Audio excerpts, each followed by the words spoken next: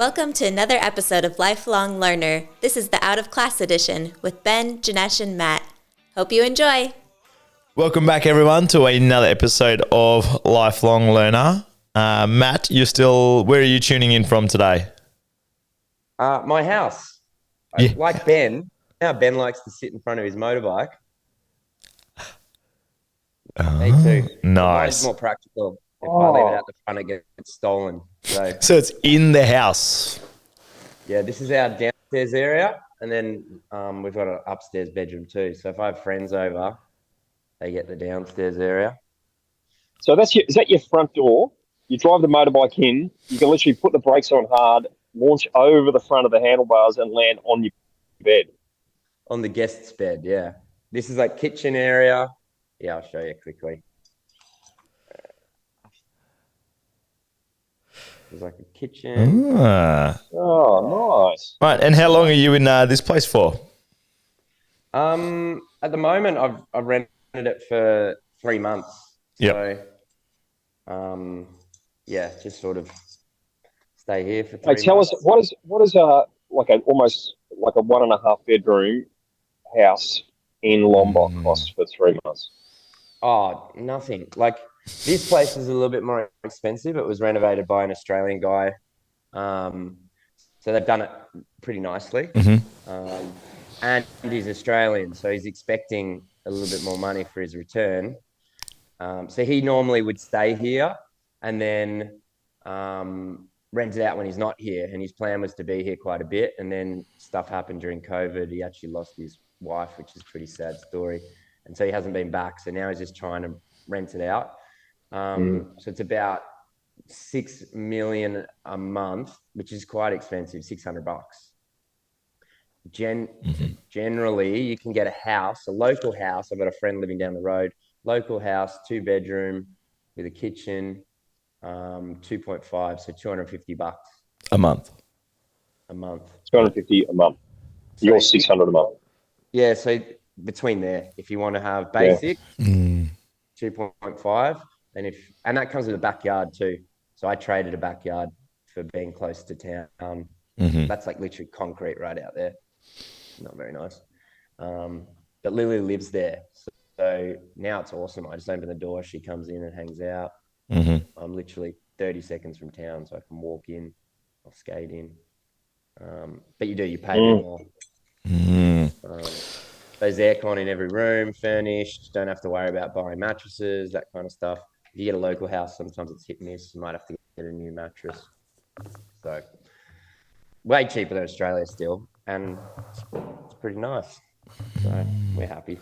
And Ben, mate, you got your shirt off. For those that are listening and not watching, Ben's got his shirt off and he's got palm trees in the background, mate. Where are you? Definitely not in Melbourne, because I'm looking out my window right now. There's grey skies at the moment. Well, mate, there's grey skies behind me, actually. It was a beautiful sunrise this morning. And by the way, yes, I've got my shirt off. But, mate, I was born with my shirt off.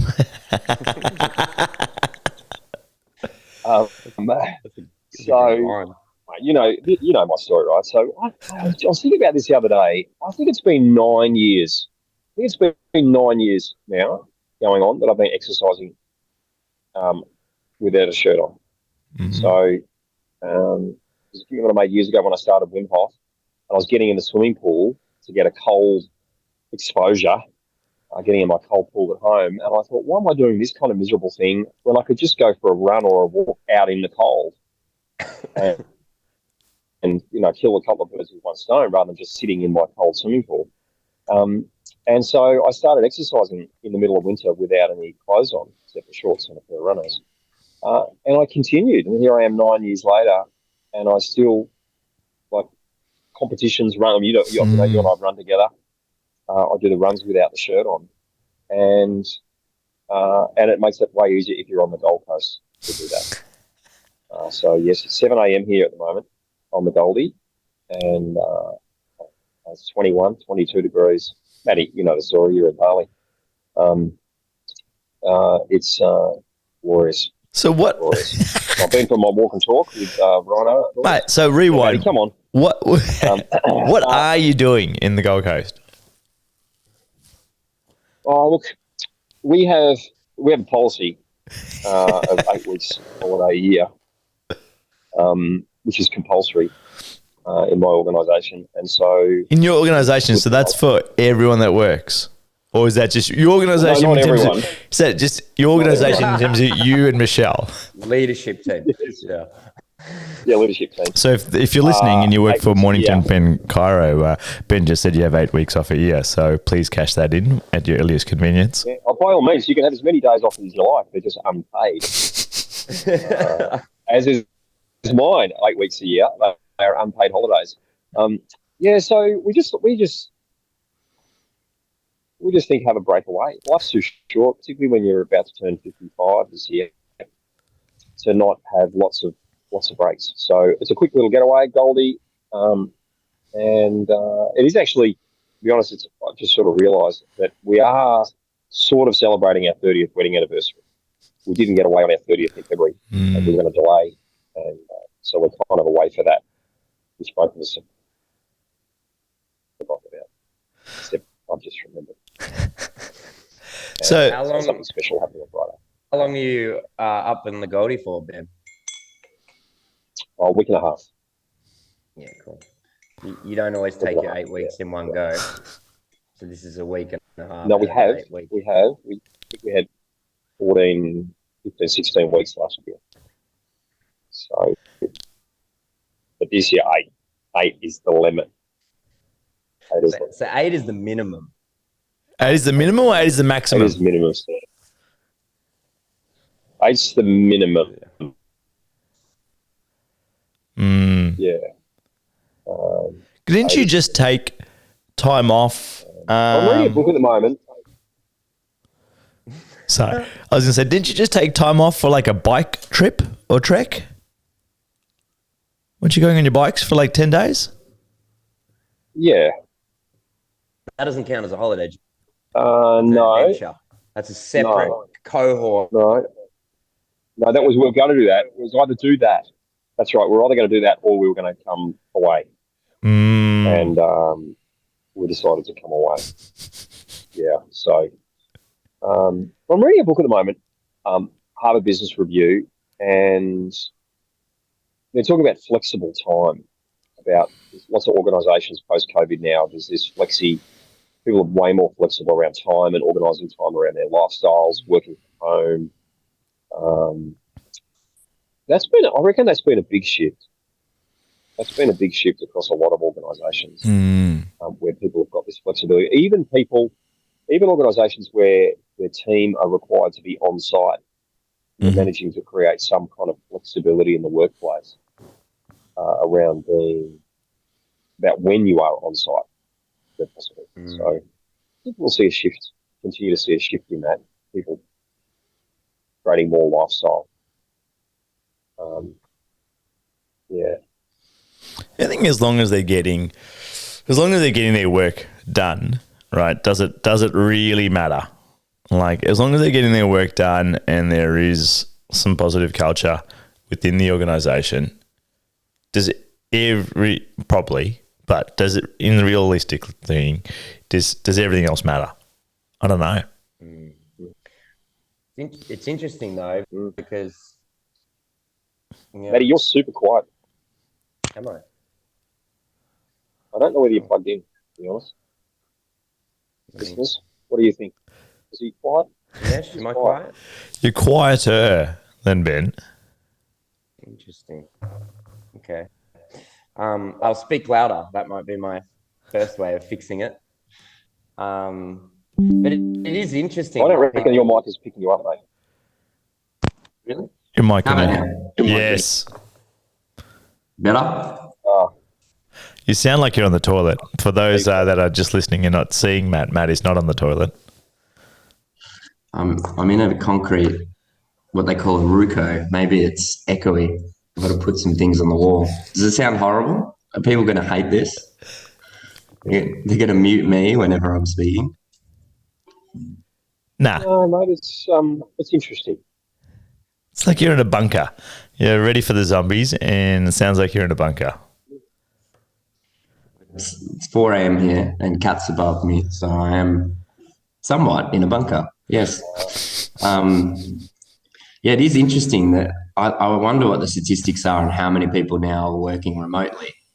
But there's flexibility there, but I wonder what the effects are culturally as well, because if you're not hanging out as much on site, you know, I just know from my experience at the gym, for example, when I want to go to the gym and I had that routine of getting in my car, driving to the gym, and then I'm there, I'm on. Do you know what I mean? When I get there, I'm on because there's a transition, there's a period of, you know, getting ready, getting organized, and then I get in the car. Once I'm in the car and I get to the location, I'm already in the zone for work. Same with the gym.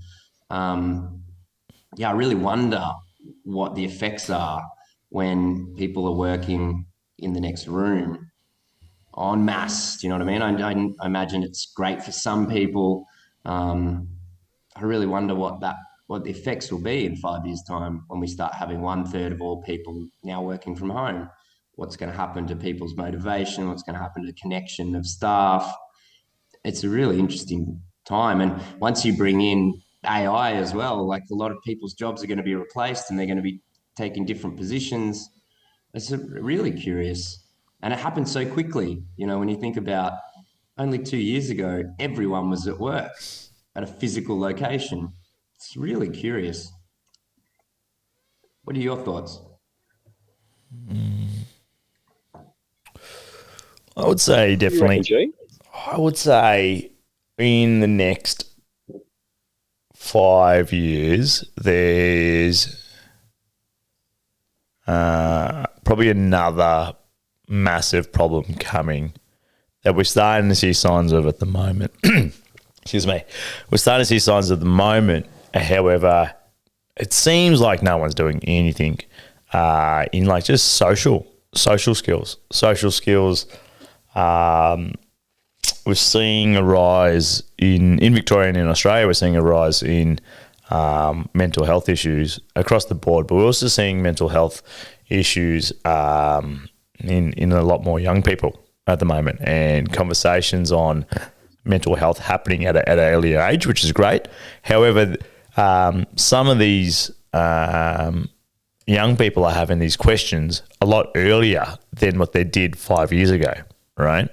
And it's a question that I have, like, where are we going with it, and what systems are going to be put in place to support that potential issue? And I think, yeah, the social issue is going to be interesting, right? Like, I don't know if in 5 years people will be as comfortable to go out and just order themselves a coffee, right? Like if they're getting Uber Eats and stuff like that, that might be the norm across a lot of people. It's already a lot of people at the moment, but I think it's going to rise, unfortunately. And that social aspect is going to take a hit. That social skills, I think social skills, unfortunately, probably is not something they teach, but they probably do need to. I saw, I don't know whether I saw a doco, what it was about. I'm pretty sure this is what it was about. That there was these people that just never leave home. They just never leave their home, not because of their, they've got one of those can't leave home phobias, but just they order in. Need to. They buy their clothes online. Everything gets to Amazon. They've got heating, water, everything in their apartment they ever need, and they can order everything, and they never need to go out. Again, not that they're scared of going out. It's just efficient for them just to stay home. And as you say, you wonder what's happening with their social skills. Michelle and I were talking about this just recently, and we're talking about how that back in our day, one of those back in our day kind of conversations, which our parents had, which their parents had, which their parents had. Are we just transitioning to another stage which will become the norm, and it'll all work out, and everything will be okay, like it was 20 years ago for us, and 20 years before that, 20 years before that, and what I worry about, and I think, and we always seem to get on a mental health conversation here, is that we're breeding a generation that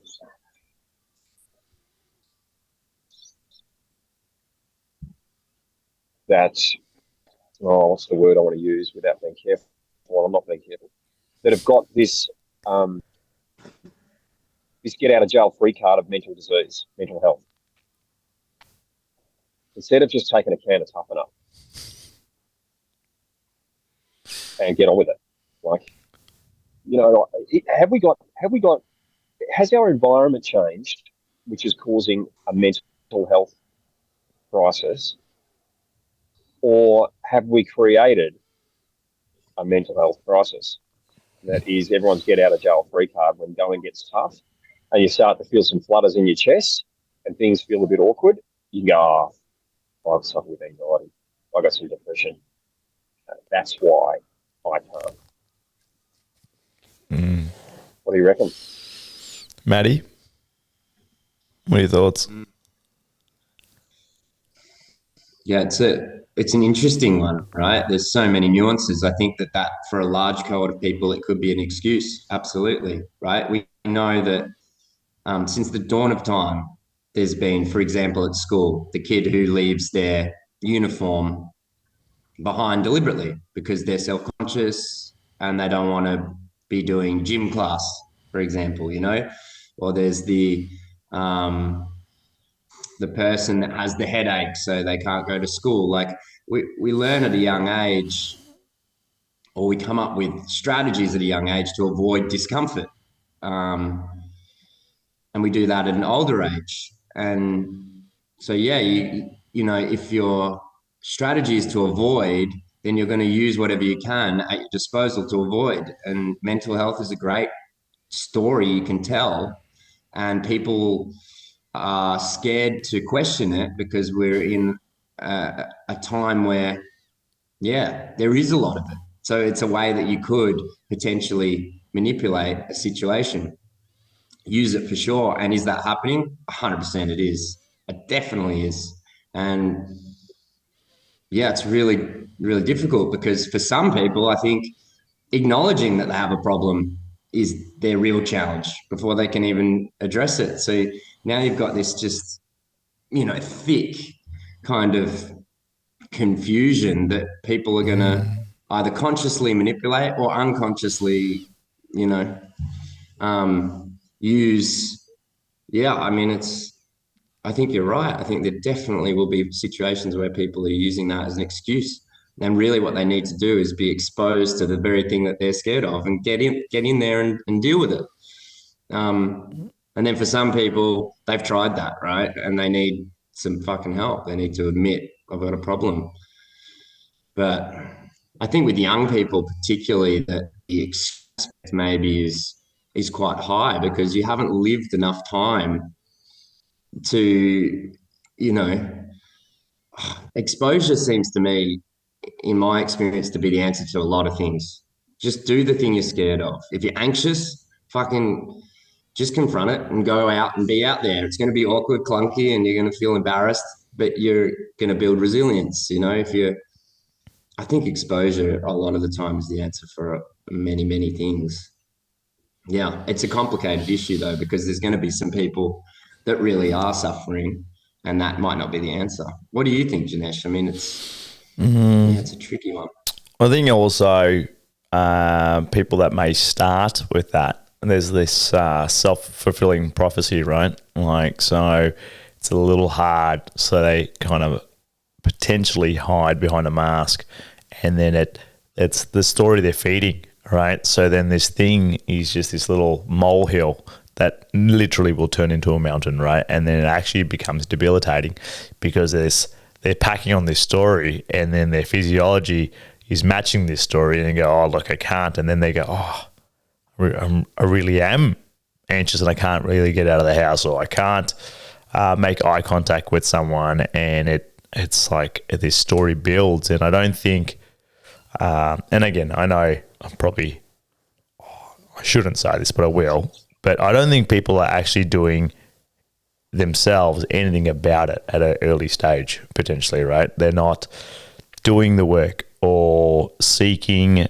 the assistance for it, right? So yes, this exists, all that, and has been said like, yep, you can harden up, but there's also like you got to take some responsibility there.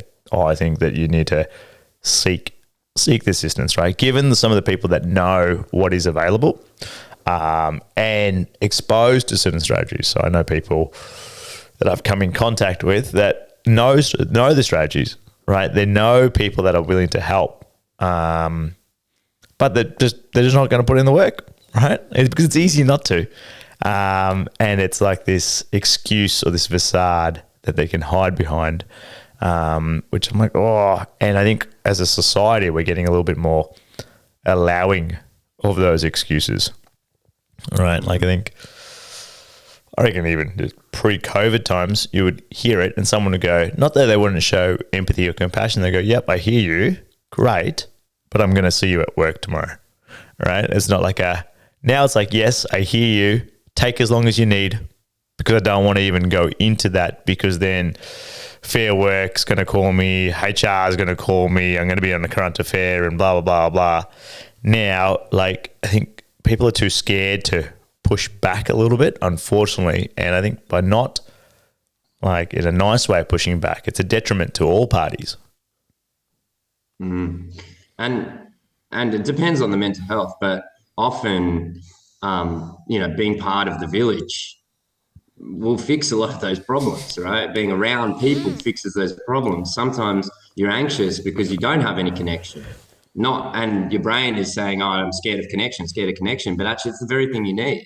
So when you're forced to go to work and you feel depressed or you feel anxious, you don't feel anxious for much longer because you're forced into the moment and there's people interacting with you and you stop thinking about yourself and how scared you are around people because you're forced to be there.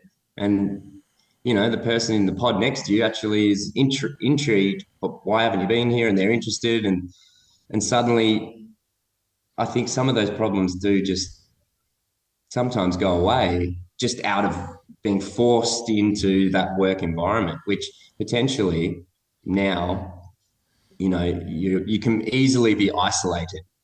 And it's harder for people to support you because there is a disconnect on this screen. It's way more fun doing a podcast with you guys in person. There's this energy, there's this, you can sense each other's presence and you can slap Ben on the back, right? It's a little bit more real. That expression, Ben, that threw me out. I lost my train of thought. I think that we somewhere else. I've got a bit excited. Let's keep it PC, mate. This is the PC version. But I think that hasn't. It definitely seems to have an effect anyway, I think.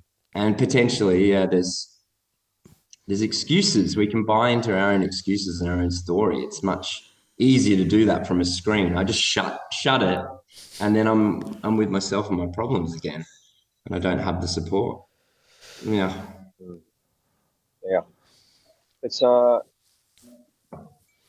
think it's I think I really like what you're saying there about the tribe. I'm watching it's just lazy times, and often I run around trying to do stuff when I'm on holiday, but this one I'm going to go totally into zero cortisol. So we sunbaked in the morning, and then because it's such a big building that we're staying in, it starts to shade the pool. So I go upstairs and I put a couple of episodes of something on. I've been watching The Hobbit. There's the 2.5 hours. There's the three components to it. It's just such a great hero's journey, good versus evil versus good. There's so much in it, so much great story to see in this. The whole series, of course. But there's another prequel to The Hobbit, which is The Hobbit TV series or whatever it's called. I've been watching that, and it's got the little hobbits before they became hobbits, and they moved from location to location based on season. As our ancestors did many years ago, and they all, they check the stars, and the stars all fall into alignment, and they go, okay, so tomorrow's the day where we pack up and we all shift and move to the new hunting grounds. And before they do the shift, they have a big ceremony the night before, and they read out the names of the people that didn't make it from the last hunting grounds, that didn't get to make the transition, that fell behind, that couldn't keep up, and were left behind to perish. And they just accept that whenever they make this move, they are going to leave some people behind, people that can't keep up. And in this episode, one of the dads, injures his ankle. It looks like he's not going to be able to keep up. And they're put in the last caravan at the back of this group of caravans that are moving from location to location. And that's the mark of death. You're the last caravan because you'll easily drop behind.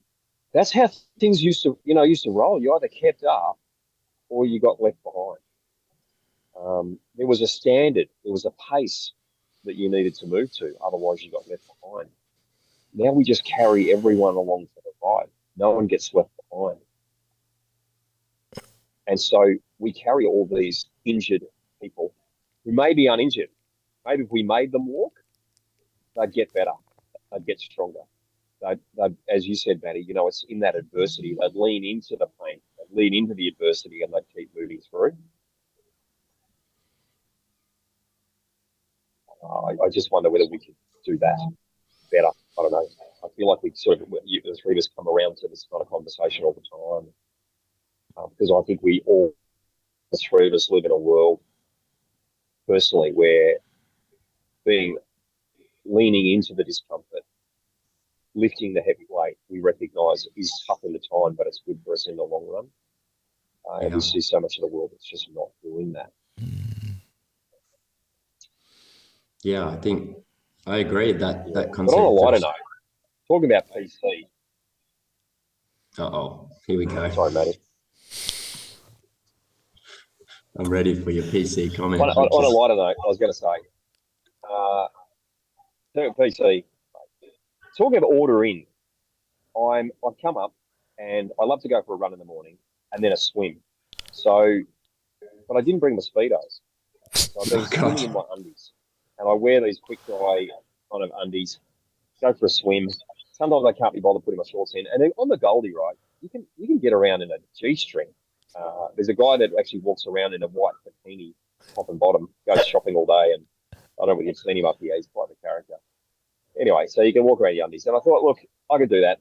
But it'd be good maybe to get some Speedos. So on my phone, online, order some Speedos, and they get delivered like within 2 days.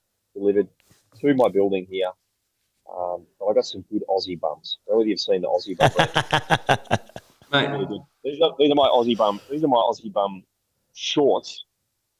For those viewers watching. Oh, nice shorts. And I got those in a pair of Speedos, and they're so comfortable. They're not saggy and wet. Because there is this, again... You're talking about the Speedos? Speedos, right? They're just quick drying, they're not all sticky and clean to you. There's this, it's really interesting. I watch blokes getting in and out of the pool and they've got their boardies on, and underneath their boardies, of course, they've got their cotton underpants, because you've got to wear underpants underneath your boardies. So culture somehow has said, right? And you see them and you can see they're soggy and they're wet and they're sticking to their legs, and then they're sitting on their thing and they're all sitting in this soggy, wet, cotton, nappy. Screw that. Screw that. So I do like my Speedos. Mate, because you don't have that whole soggy, wet nappy. Mate, your next holiday is going to be to a nudist colony, isn't it, mate? So then you don't have to worry about anything. You just get out. You slowly transition. Yeah, drip dry. There's none of this. So there's not even air drying, Matty. It's just like, I'm free. I was born this way. I'm going to holiday this way. Mate, I'm so glad that you brought this up, Ben, because yesterday I saw a guy, jacked, like big guy, and he's wearing a really tight rash top, right? And Speedos surfing. And all the local guys are like, they're having a laugh, and they're asking me. They're like, "Why is he bothering wearing the rash top if he's not going to wear any pants?" And we're laughing and we're chatting about it, and we're trying to work out the psychology of the speedos. And I didn't have an answer for him. I said, "Lads, I don't know. I'm a board shorter. I don't know why he's wearing the speedos." But now here it is. It's the answer. You've delivered it. So it's about not being stuck in a wet nappy.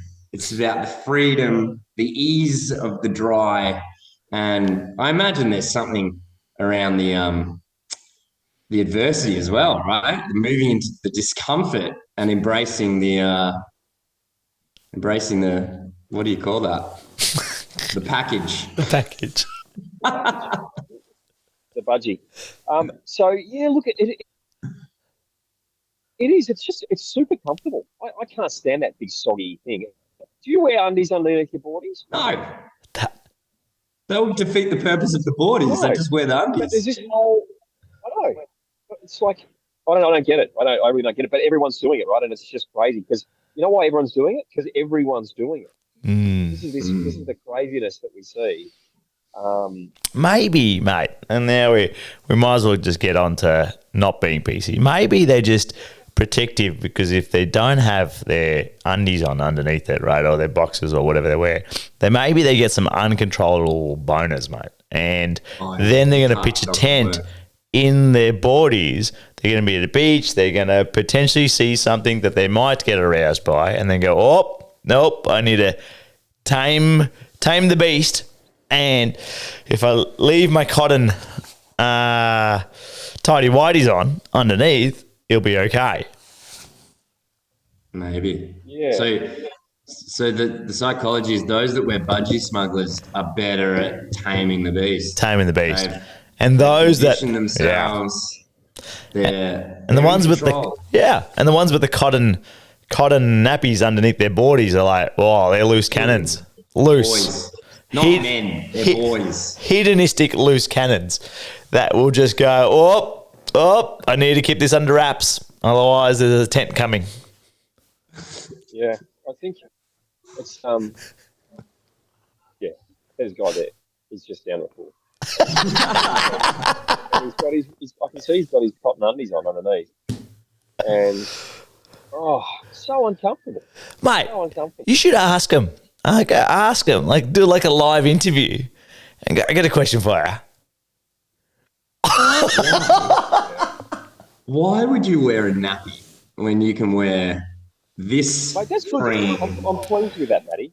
I'm excited that you've said that because I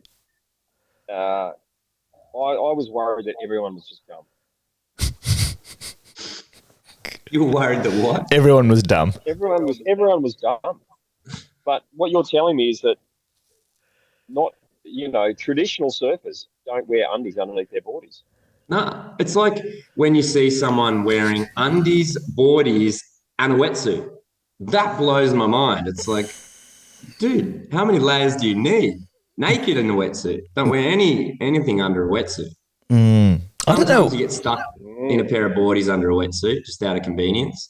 But yeah, I don't know why people wear any, unless you're borrowing a wetsuit. Why would you wear anything under a wetsuit? I think that's got to be the only reason to wear something under a wetsuit is you're borrowing it. Oh, well, I have had a wetsuit. I normally don't wear anything under. And then when I was kiteboarding, I had a few prangs, and the wetsuit doesn't always hold you up. Doesn't hold your package as well as support. Too much room to move when there's water in there. There's a bit of bounce. So I do wear now under wetties. I always put some speedos on underneath. Hold the packages. Hold them all up.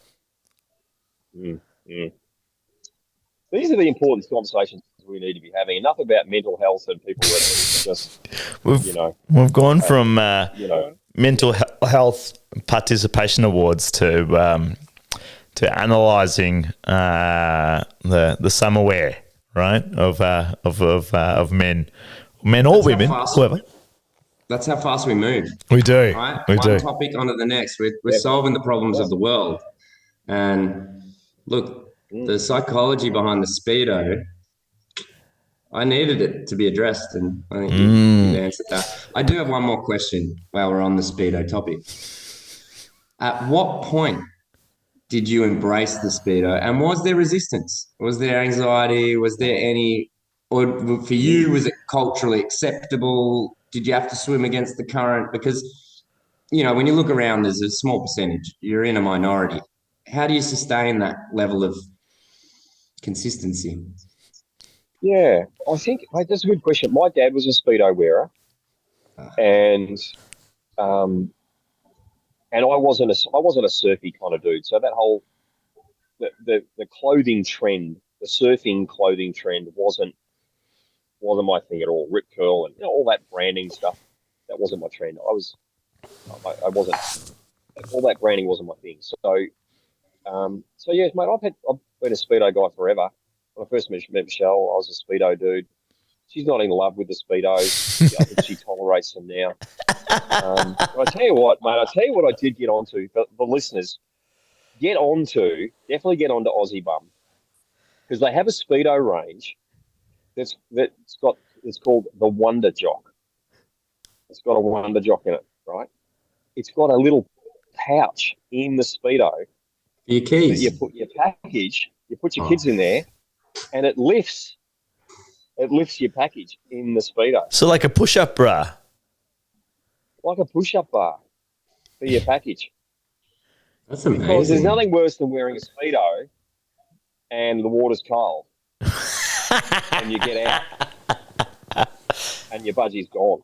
He's dead, he's gone. It's smuggled itself he's away. No longer a budgie. He's gone, he's inverted. So this little Wonder Jock just lifts it and presents it. Just makes sure it's always there. I've got two questions. You've stimulated two questions. One, you were the son of a budgie wearer. Is your son a budgie wearer?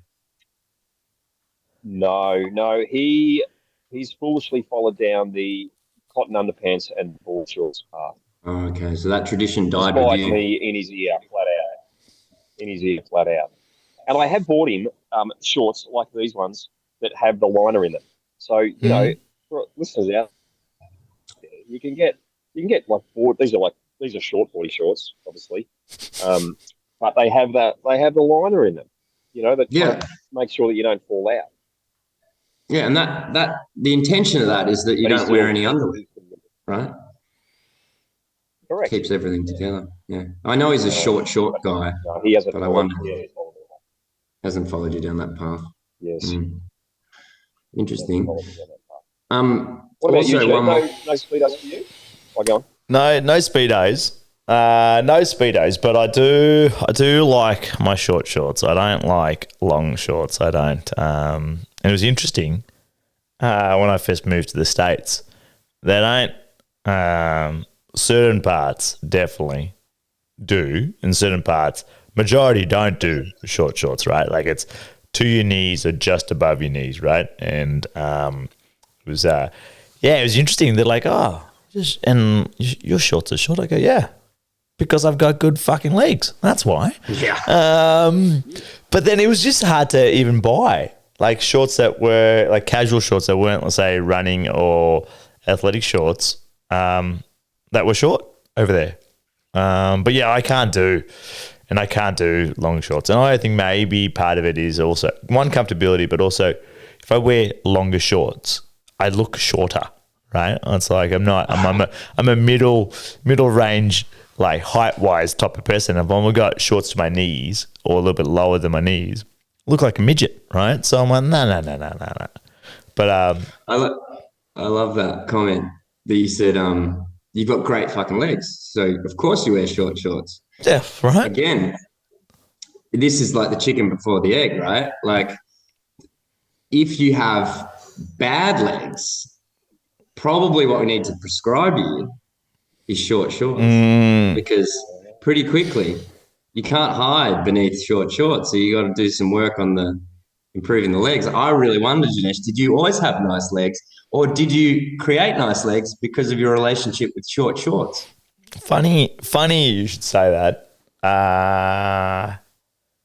So so before like a race or a race weekend or something, you're racing in shorts, and most weekend like you're in shorts or whatever, right? So I'm like, oh, and I know because I don't own long shorts, right? So I make sure the legs are like trimmed, they're clean, they're hairless, and I'm like, all right, they're good to go.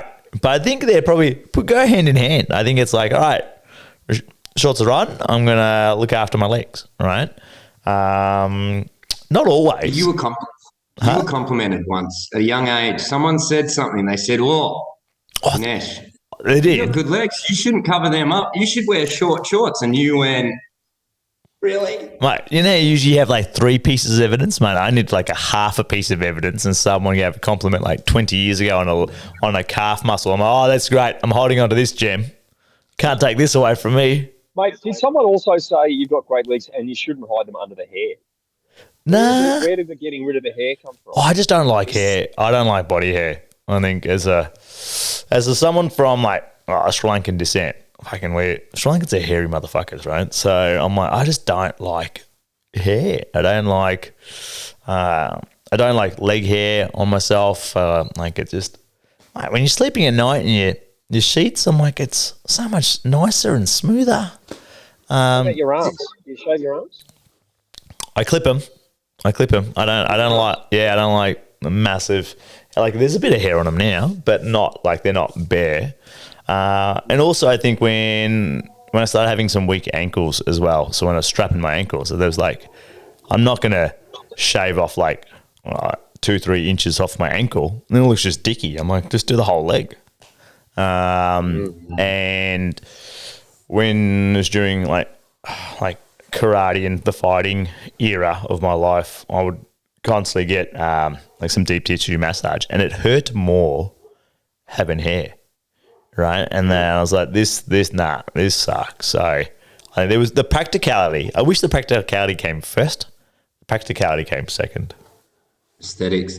What was that like at an all-boys school? I know you went to an all-boys school. I went to an all-boys school. Young men, we're brutal to each other. Anyone tries to do something slightly different, you get pulled, pushed, down, belittled until you conform and you do what everyone else is doing. So how did you navigate shaved legs? Did you hide them under high school socks and shorts, or did you just go for it, embrace it, fight the battle head on? Definitely challenged. But then come to like year 11, year 12, it's funny because a few other people kind of got onto that bandwagon too. So it wasn't really the norm. But probably out of like uni or something, like, it was just, it was interesting because it wasn't as like, as I see nowadays, as like, not what I mean normal, as common now, right? To see someone go in and like people, I know now a lot of friends will go get their legs waxed, right? Men that will go, you know what? I'm just going to go get my legs waxed, right? Like it's just what I do. That's going to get done. Where it wasn't. It was interesting. And they were like, why? And I'm like, because I fucking like it. And they're like, oh. And then I think because I said that, they're like, oh, okay. And then that was it. And it was interesting because it could have gone either way. I think if I didn't like it enough, it would have gone, well, nah, I'm just let it grow out. To create any kind of change, visual change like that, there has to be confidence behind it, right? If you're like, I don't know, just cause, then bang, you get belittled, you get labelled, and you can fall pretty quickly, right? You got to know. That's hilarious. There is that. I think, I don't know, I wouldn't say I've necessarily got a super confident self-body image, but if you're going to wander the streets in a pair of Speedos, you've got to be okay with your body. And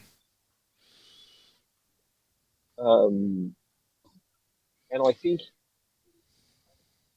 that comes from wearing the Speedos. I think you're right, mate. It is the chicken or the egg. It's like do I, so 9 years ago, like when we started talking on this episode about me deciding to not wear my top, it does keep me a little more honest, I've got to be honest. Like, I go, I've got to go running tomorrow. ease back on the chips with the farmer. Like it does just keep you a little bit more self-aware, because what we do is we buffer by putting the heating on. We buffer by putting more clothes on and off to cover ourselves up. We buffer by staying at home. We buffer from ever having a bad experience in life. And I think just embracing, letting your body being seen, I think. Like you've backed yourself in, right? You've backed yourself in. And there's it's not necessarily an option to go, I'm going to put my top on. Or, hey, I'm away and I'm going to put some longer shorts on. Oh, shit, I don't have any long shorts, or I don't have anything else in my suitcase to put on, right? So it's that need of necessity. The mind is forced to follow, right, with confidence, because there's no choice. So you force yourself into a place where you have to. Got a question for both of you on that. When you said, "Oh, look, your mind's got no choice," do you think we, the world at the moment, give ourselves too much choice, and therefore potentially go the easy one, right? If we had like one choice of hey, I got my Speedos there, that's all you're wearing, right? There's nothing else to wear. If you want to go for a swim, you're wearing your Speedos, right?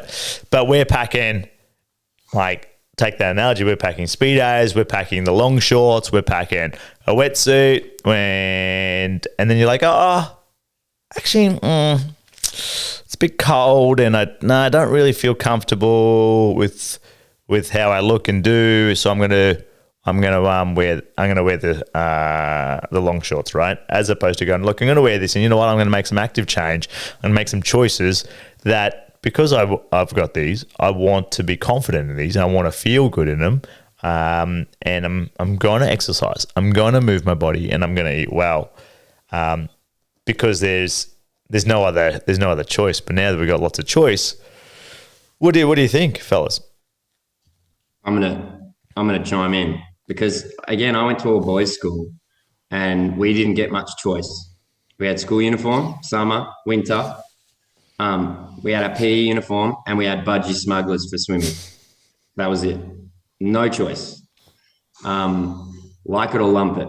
And the people that didn't like it didn't bring their school uniform. I didn't bring their, swimming. I'm sick, or they came up with a story because it was probably body image or something, and they would just miss swimming, right? And I think without choice, you're all forced into the same thing. Like, I remember boys picking on everyone. Oh, chicken legs, whatever they could to belittle someone and make someone feel uncomfortable, to the point where they wouldn't bring their swimming uniform, for swimming. And I realized at quite a young age that they're just throwing darts at a dartboard. They're not specifically looking at people's legs and going, oh, he's got chicken legs. They're just throwing it out there to see who it's going to affect. And it's going to affect someone. There's going to be someone there that's not confident.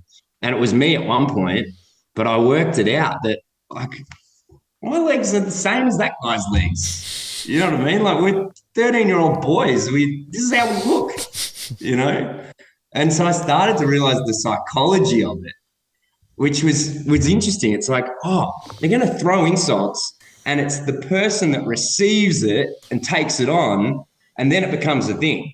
You know what I mean? Mm-hmm. So I think you're right to some extent. If you take away choice, you level the playing field. That's where I became aware of it, that, hang on a second, this doesn't really make sense. So I think choice sometimes, you got too many options, and then you can think about, I won't wear the Speedos because my legs aren't that good. Well, if you don't have a choice, then you've lost. I'll fucking wear Speedos. What do you think, Ben? Does choice influence this? Does this create a state of doubt and anxiety because there's just too many options? Yeah. I think you're right. I think we give everyone an opt-out. There's always an opt-out. It's too easy just to not do stuff. I feel like we're going complete circle here, but I remember my dad talking about working at the age of 14. Michelle's dad, he was working at 14 for his dad as a brickie. And he was telling me the story the other day that his dad was crook and they were building this chimney on this property, and that it was 45 minutes away by car.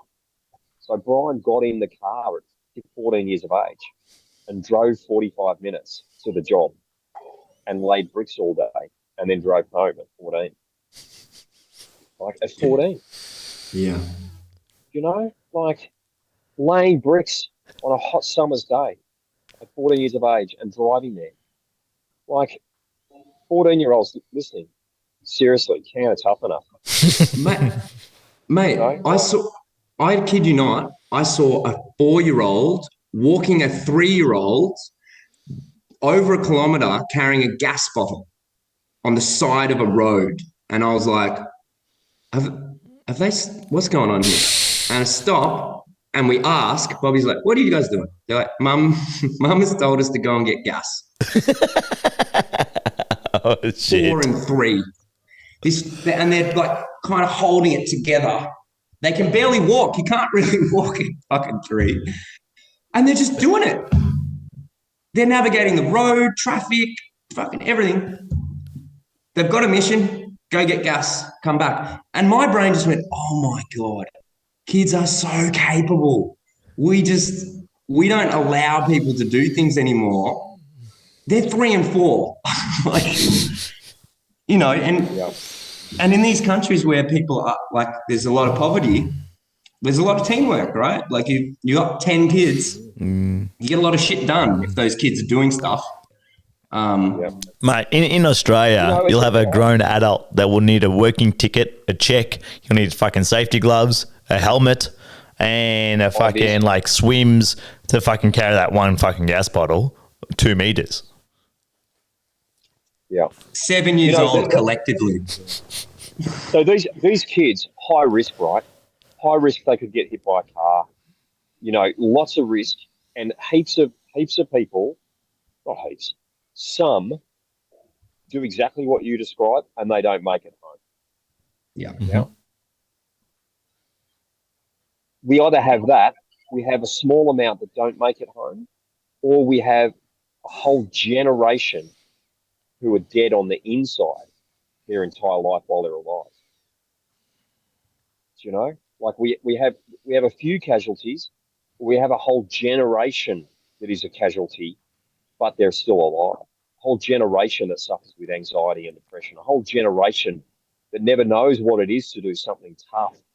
Because with great risk, there is always great reward. So we have a whole generation with no risk and never really experiencing the rewards that life have. I took a picture the other day, and it was of the sky. It was a sunset sky, and the sky was beautiful, but it had clouds in it. And the picture was so good because the clouds were in it. Like otherwise, it would just be this kind of bluish tinted sky. But the sky looked so amazing because it had the clouds. And I posted about that, and I said, just like in nature, it's often the clouds that are in our life that make it so beautiful. It's those cloudy moments that make life so beautiful. And I feel like we've gone full circle. But I love it when it happens that way, right? That's a great comedy skit. It's a great story when the message is at the end, is what you started with. I think, I love that analogy of the clouds and the contrast. And I think that just on that's often what I admire in people, how they navigate the challenge, not how they are when things are going great. It's when the shit hits the fan. Who are you? You still kind? You still caring? Do you still take time to help others, or is it all about you? It's when things are going great, it doesn't take much character to be polite, to be funny, to be engaging. They're the clouds, right? That's what makes a great sunset. It's what makes a great person. It's how they confront adversity. I think that's really, really important. And that, what we were saying at the very beginning, it's something that is lacking is the opportunity to develop character. People move away from it, struggle to develop strength, but they see it as a potential opportunity to fail. Focus more on what will happen if I get it wrong rather than what happens if you get it right. Mm-hmm. What do you think, Dinesh? We're coming to the close. Oh, my Help us wrap takeaway. this up into a pretty bow. I would minimize your choice. Back yourself in, and if it's raining outside and you give yourself a choice to go inside as opposed to, hey, I'm going to be outside, I'm going to dance in the rain, you're going to miss the rainbow, right? Without rain, there's no rainbow, and if you're going to be inside, you're going to miss it. You give that choice there, and the people outside that are dancing in the rain, they're going to enjoy the rainbow. So I'll leave it at that one. Very nice. Good, mate. Benny? Really good. Well, make sure, can we put in the show notes Aussie Bum? Aussie Bum. Show. Aussie Bum swimwear. And listeners, check out the Wonder Jock. It's a game changer. Ben's trying to get some promotional goods here. If you buy the pool, the Wonder Jock. Mate, for me, if I was to do a quick summary, I think, again, just do the uncomfy. Do the uncomfy. It's not uncomfortable forever. It's uncomfortable for a short period of time, and but the reward, there's no luck. There's no luck in this life. If you see anyone that's successful in anything, successful in their relationship, it's because they've taken some risk. It's successful in their money, successful in their career, successful around their health. That guy with the big body and the tight top, he worked hard at that. He took some risks. He lifted a heavier weight each day. Embrace the risk because there is great reward on the other side. And sometimes not, though. Sometimes it goes to shit. You've got to be willing that that's going to be happen occasionally. I hate to prolong the podcast, but I've got to say this. I caught up with some friends who've opened a new cafe, and I had this same experience when I opened my new clinic in Rosebud just recently. And you're going to experience this too, Matty, and you as well, Janesh, with the things that you do at the summit. But this cafe, they'd opened yesterday. And I went to opening morning, and there were some people sitting on some chairs. And I said to Jill, do you know these people? She goes, no, they're just customers. I said, where were they yesterday before you opened? Where were they last week? Where were they getting their coffee? Where were they spending their $5? Where were they? I said, they didn't exist. Your coffee that they're drinking didn't exist until today. And that's because of you, because the risks you took, the money, the time, the energy, and the sanity that you put in to launching the Whiny Cow on Main Beach, all that, you literally created this. This is what entrepreneurs do, business owners do, leaders do. We create, and there's huge risk in that. There's huge risk in that creation process, but huge reward. And we create something that didn't exist before. I think that's just amazing to think about. Even as I was sitting there, it wasn't even my business. I was just in awe of the fact that they've created this thing that did not exist the day before. And there are now people that are spending money and eating their food because of their time and their effort and their energy and their sanity. So this great reward. No, I love that. I love hearing those stories, right? When you're in the process of taking massive risk, you need to hear stories of it working, right? Like that's fuel. And I guess my final thing would be around risk too, is it's risky starting a business. It's risky having a dream. It's risky, putting all your money into something. But it's also risky not doing those things. It's risky not having a dream. It's risky not taking a risk. Like, we know how risky life is. You're never going to get out of life. So might as well take some risks by choice, knowing that that's where the growth is. That's where, the sunset is. It's the risk and the story associated with it. Whether it's good or bad, that's the beauty of it. Like if it goes to shit, people admire people who are courageous, and you've always got people to go back to and share the story. Mate, I tried and I fucked up. What do I do now? Try again. Try something different. It's good, guys. That was awesome. All right, listeners, hope you enjoyed, and there's lots of gold gems in that one. So till next time, have a good one. See ya. See you lads.